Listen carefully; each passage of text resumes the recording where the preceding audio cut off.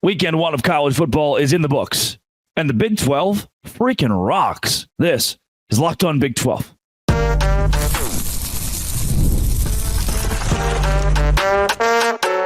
You are Locked On Big 12, your daily podcast on the Big 12 Conference, part of the Locked On Podcast Network, your team every day. Happy Sunday, everybody. Welcome into Locked On Big 12. I'm Drake Toll from America's #1 Big 12 podcast, Locked On Big 12. Thank you for making this show your first listen every single day. You hit subscribe, I keep my job. I'm repping my Royal Army brand BYU football sweatshirt because BYU is one of many Big 12 teams that blew me away. I didn't see it coming. I didn't see Oklahoma State dominating South Dakota State the way they did. I didn't see BYU dominating Southern Illinois, Baylor dominating Tarleton State. There were 48-7. Arizona State stomped Wyoming, giving me more confidence for when BYU plays Wyoming. I have so much confidence moving forward in multiple Big 12 schools. Now, look, yes, 27-7 LV over Houston. West Virginia getting pounced 34-12 to Penn State at home in what was honestly a beatdown where the West Virginia offense was lackadaisical, couldn't get anything consistent going. The defense was not as consistent as I thought it would be. And honestly, the metrics don't have the West Virginia defense very high. We'll break that down as well. Where do you go from here if you're West Virginia? Then there was the maybe the worst. This was the worst debacle. I know I told you I was going to be positive. When I gave you the rundown on Friday, what I needed to see from each Big 12 school, I saw all of that from Arizona's Ted McMillan to the wildly good performances from Noah Fafita to DeQuan Finn to the Soarsby kid from Cincinnati. Who would have thought that Brendan Soarsby would be a guy that I'm talking about today as a possible sneaky star in the Big 12? I'm going to talk about the positive stuff. I am. But also the negative things. Let's knock a couple of those out here at the start. Texas Tech, you are the biggest loser of the week, and you won the game. 52-51, the final to Abilene Christian. They were a 2-point conversion away from beating you at home. At 22-7 in the first quarter, I thought, okay, Texas Tech's in a fine spot. Boop, turn it off. Next thing you know, in the fourth quarter, you're going, this game could feasibly go to overtime. And then it did. A defensive collapse. Joey McGuire, great motivator, great recruiter. The football coaching part, the X's and O's, I think the question mark is still there. And the offense is obviously good. Taj Brooks, 27 carries, 153 yards and a touchdown. That is good. Too bad that Abilene Christian's quarterback threw for 506 yards. I have more bad news for Tech. That is one of the worst teams. That's the worst team you're going to play all year. And you allowed their quarterback 500 yards. Not good. Houston, you're not the biggest loser. Tech is. Good for you. Not great. 27-7. You're going to have a really hard year. I had UNLV picked in this game. Sorry. Then there's West Virginia. If I had to take a shot for every fumble that both these teams had, especially early, I would be down and out. I would effectively be an Iowa State football fan, which is not a bad thing. Good for you guys. The sloppy nature at which West Virginia played, they seemed unprepared. 12 points in total with an offense and Jaheim White. I get it. He goes down. He's injured. With C.J. Donaldson, the way he's clicking, with Garrett Green, with Hudson Clement, with the amount of options that I believe that West Virginia has offensively, 12 points is not going to cut it. Drew Aller, letting him go out there. And honestly, if you watch the game, I didn't walk away saying Drew Aller is elite. I walked away saying West Virginia's defense does not scare me. West Virginia's offense is not prepared. This felt like a 2022 Neil Brown coaching job. That's not a good thing. Where do you go from here? Question mark. I hope it's somewhere positive because I really don't know. The rest of you, Arizona, Noah Fafita, 422 yards, 4 touchdowns, and interception. Then Ted McMillan, I told you, the best wide receiver in this conference is T-Mac. I told you the best quarterback wide receiver duo in this conference is Fafita and Ted McMillan. That was proven. Alan Bowman, 267 passing yards. Avery Johnson, 153. Rocco Becht, 267. DeQuan Finn from Baylor, 192. Donovan Smith, 135. Jake Retzloff, 348. Sam Levitt, 258. Cam Rising, 254. Jalen Daniels, 148. KJ Jefferson, 164. Shadur Sanders, 445. 2, Josh Hoover, 353. 3 Big 12 quarterbacks had more passing yards than Ted McMillan had receiving yards in week 1. 3. 16 quarterbacks in this conference. Only 3 of them had more passing yards than this guy had receiving yards. 10 receptions, 4 touchdowns. Second most receiving yards in a game for a Big 12 player all time in his first Big 12 game. The Arizona defense, not good. 39 points to New Mexico. Not good. The offense, elite. Oklahoma State, 44-20, a beatdown.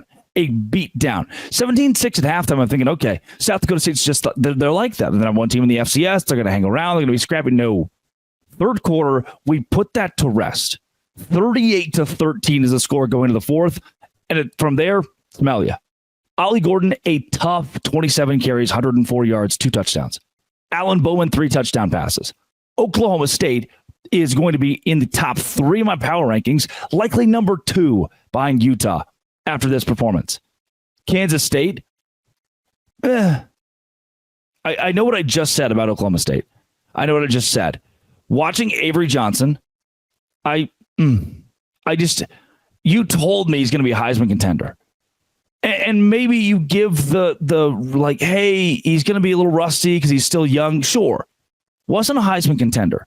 DJ Giddens, 13 carries, 124 yards. Good. Kansas State overall, good. I'm not worried about you. 17-3, though. I just wanted a little more flash. Cincinnati, Brendan Sorsby, 383 yards. Absurd. Welcome to the fold, my friend. 38-20. Cincy looks good against a pretty bad FCS team. They look good. Iowa State offensively. Oh, Abu Sama, I wanted something more. Noel at wide receiver is just stupid good. We knew that. 8 receptions, 135 yards and a touchdown. Beck was good.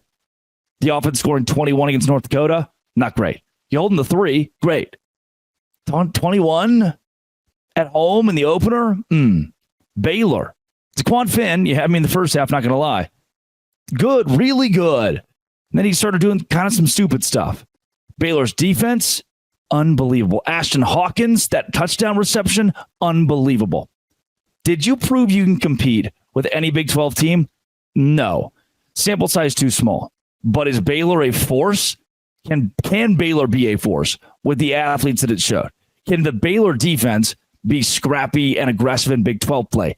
Yes. And that's not something that I thought I would take away from this Tarleton State game. I thought after a 38-28 Baylor win, I would go, well, that was kind of ugly. No. Offense was there. Defense was absolutely there. Good on Baylor.